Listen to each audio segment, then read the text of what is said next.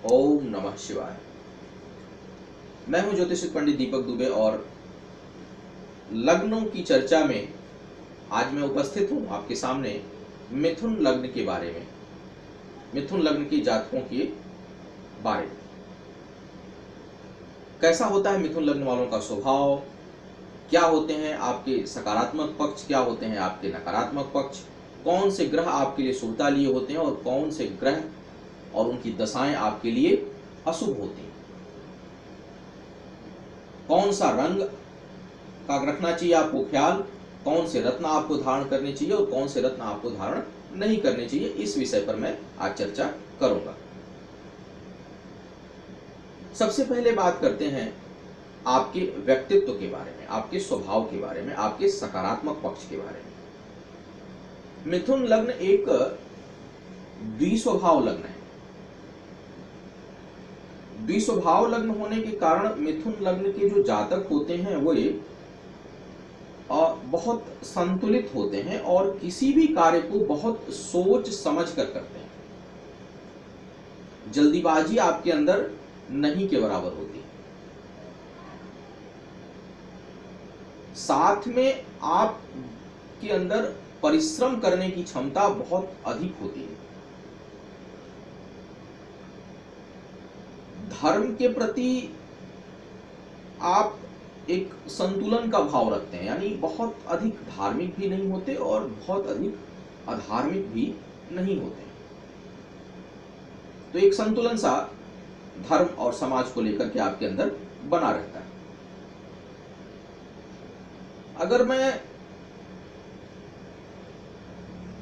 आपके पारिवारिक सामाजिक दृष्टिकोण को विजुलाइज करूं तो एक संतुलित जीवन जीने में आप विश्वास करते हैं, जल्दी किसी पर विश्वास नहीं करेंगे और यदि आपका विश्वास किसी पर बन जाए तो फिर उसे जल्दी आप त्यागते भी नहीं। जीवन पर्यंत संबंधों को निभाने की क्षमता आपके अंदर होती है, क्योंकि आप जल्दी जुड़ते नहीं किसी से। आप जुड़ने से पहले हर चीज को अपने तर्क और बुद्धि की कसौटी पर परखते हैं। तो जांच परख कर जुड़ने के कारण आप जब जुड़ जाते हैं तो जल्दी टूटते नहीं।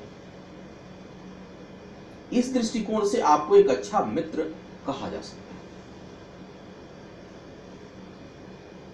तो अगर मैं समराइज करूं आपके व्यक्तित्व को, तो आप एक संतुलित, सोच विचार कर काम करने वाले, सहनशील, धैर्यशाली और अद्भुत परिश्रम की क्षमता वाले व्यक्तित्व के धनी आप होते हैं।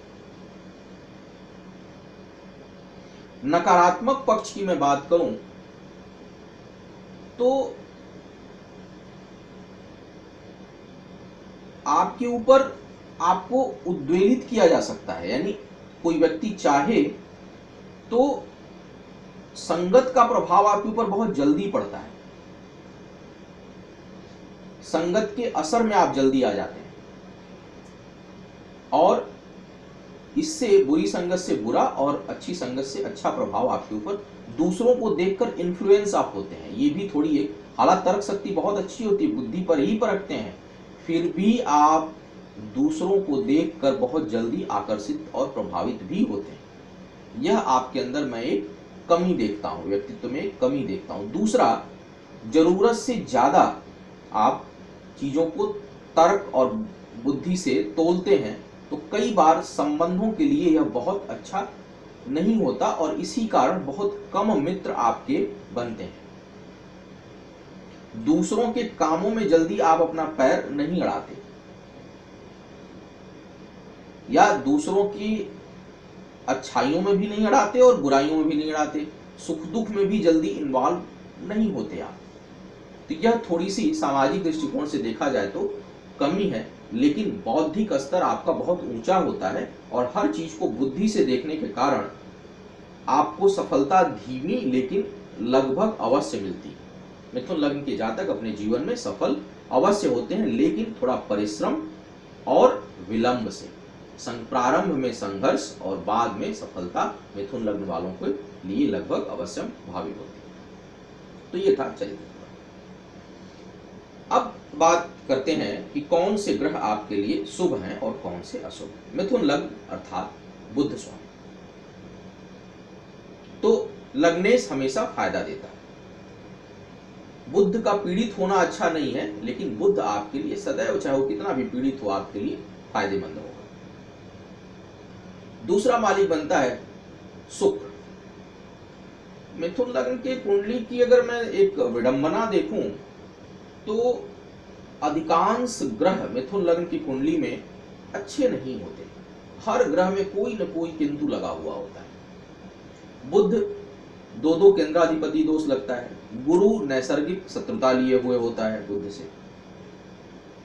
शनि भाग्य का मालिक है, लेकिन अष्टम का भी स्वामी होता है। शुक्र पंचम का स्वामी है तो द्वादश का भी स्वामी है। तो जो नैसर्गिक मित्र हैं उनकी स्थिति अच्छी नहीं होती, और जो नैसर्गिक शत्रु हैं वो तो शत्रु हैं ही। तो कुल मिलाकर अगर मैं देखूं तो आपके लिए एक शुक्र ही सबसे अधिक योगकारी है। तो एक तो बुध और दूसरा शुक्र। तीसरा शनि यदि दूषित नहीं है तो, क्योंकि शनि भाग्य का मालिक होते हुए अष्टमेश भी है, लेकिन भाग्येश है, इसलिए शनि और शुक्र का, बुध का नैसर्गिक मित्र भी है, इसलिए आपके लिए लाभदायक है।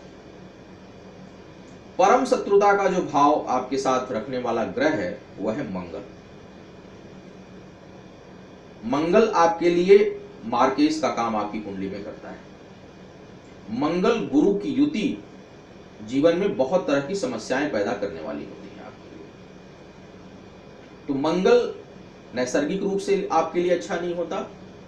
सूर्य लग्नेश का मित्र तो है, लेकिन सूर्य भी लगभग समभाव में होता है। चंद्रमा बेहद नुकसानकारी होगा आपके लिए। चंद्रमा और बुध की अगर युति हो जाए, मंगल का भी प्रभाव हो, और शुक्र अगर अच्छा नहीं हुआ बुद्धि का मालिक, तो पागलपन के हद तक मानसिक अशांति दे देगा। तो ये कुंडली के विश्लेषण के बाद बताऊंगा, लेकिन सामान्यतः आप लोग आजकल इंटरनेट की वजह से अपनी कुंडलियां देख लेते हैं, तो आप देख करके जान सकते हैं कहीं, क्योंकि चंद्रमा बुध की कुंडली में बहुत असहज होता है, इसलिए बहुत नकारात्मक प्रभाव देता है। तो चंद्रमा पाप ग्रह आपके लिए, मंगल बेहद पाप ग्रह आपके लिए, बृहस्पति आपके लिए पाप ग्रह है, सूर्य लगभग समभाव लिए हुए है, बुध शुक्र और शनि आपके लिए मित्रता लिए हुए होते हैं। राहु कितना भी नकारात्मक हो, लेकिन मिथुन लग्न में राहु का प्रभाव काफी कम हो जाता है, क्योंकि बुध मालिक होता है और बुध राहु के प्रभाव को कम करता है। केतु स्थान के अनुसार से आपको फल देगा, समता लिए हुए होगा। तो ये था ग्रहों के बारे में। अब रत्नों की बात करूं। रत्न आपके लिए जीवन रत्न पन्ना है। बुध कमजोर हो या मजबूत हो, पन्ना आपको धारण करना चाहिए। छठे भाव में सिर्फ बुध अगर ना हो बस, तो पन्ना आपके लिए जीवनदायक है। शुक्र बेहद खराब स्थिति में ना हो तो आपको ओपल या हीरा अवश्य धारण करना चाहिए, क्योंकि बुद्धि और संतान पक्ष को शुक्र नियंत्रण करता है। और शनि की स्थिति अगर कुंडली में अच्छी है, शनि की स्थिति नीलम, मिथुन लग्न वालों को नीलम पहनने से पहले जरूर अच्छे से जांच लेना चाहिए, क्योंकि शनि अष्टम भाव का स्वामी है और घटना दुर्घटना दे सकता है, भाग्यभंग योग भी बनाता है। तो आपको नीलम, अगर शनि की स्थिति अच्छी है तो आप नीलम भी धारण कर सकते हैं। क्या धारण नहीं करना चाहिए? आपको पुखराज भूल कर भी धारण नहीं करना चाहिए, क्योंकि बृहस्पति एक तो मारक है, दूसरा बाधक भी है आपके लिए। मिथुन लग्न की कुंडली में बृहस्पति बाधक ग्रह होता है, तो बृहस्पति का मजबूत होना बाधाओं को बढ़ाएगा, समस्याओं को बढ़ाएगा। तो इसको नहीं पढ़ना। दूसरा, मूंगा नहीं धारण करना आपको। लाल पीले रंग से परहेज रखना होता है। आपके लिए हरा, हल्का नीला, नीला हल्का नीला, नीला नहीं हल्का नीला, और सफेद, यह रंग आपके लिए बेहद लाभकारी होंगे और उन्नति कारक होंगे। मिथुन लग्न के जातक यदि पश्चिम दिशा में अपने को बढ़ाएं, तो हालांकि इसकी विस्तृत चर्चा मैं जब कभी मिथुन लग्न के कैरियर के बारे में करूंगा तो बताऊंगा, लेकिन पश्चिम की दिशा आपके लिए लाभदायक होती है। मिथुन लग्न के जातकों को भगवान गणेश और भगवान विष्णु की आराधना करनी चाहिए। हरे रंग की अधिकता आपके पारिवारिक सुख और आपके आयु ऐश्वर्य को बढ़ाएगा। तो यह था आज बुध के बारे में, क्षमा करिएगा मिथुन लग्न वालों के बारे में, कि मिथुन लग्न वालों का कैसा होता है विचार, व्यक्तित्व,